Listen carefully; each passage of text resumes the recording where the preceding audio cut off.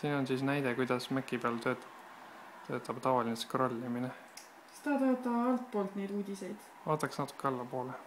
Siin on piirivalvurid tabasid illegaalata, mul on altpoolt, kes toimetas. Raul Sulbi toimetas. Mine back'i selle gesture'iga. Okei, niimoodi, okei. Oota, ma vaatan seda uudist ka. Oi, kui kaua laeb. Ma vist ei viitsi oodata, ma lähen back'i. Mine back'i, soode. Okei. Lähme Joosep Juule lehele. Lähme. Oih, ma alustan algusest. Nii, mis ma nüüd teen? Vaatame pilte. Ma vajutan kuskil. Okei. See on mingi, okei. Ma kuulsin, et selle peale vajutada ei tohi. Mis ma nüüd siis teen? Ma tahaks neid projekte vaadata. Ma kerid siis alla.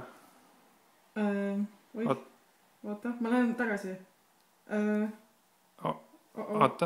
Oota, mis ma nüüd teen? Ma ei tea, kuskil vajutada. Oota, ma alustan uuesti algusest. Nii, okei. Mis seal vasaku peal kirjas on? Foto feed. Okei, lähme ülesse.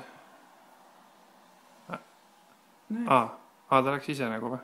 Vist küll, päris hästi. Okei. Mis ma nüüd teen? Vaatame pilte siis. Okei, lähme tagasi siis lehele. Kuidas? Okei. Vaatame siis About Me'd ka. Tuli. Igatahes see võibolla...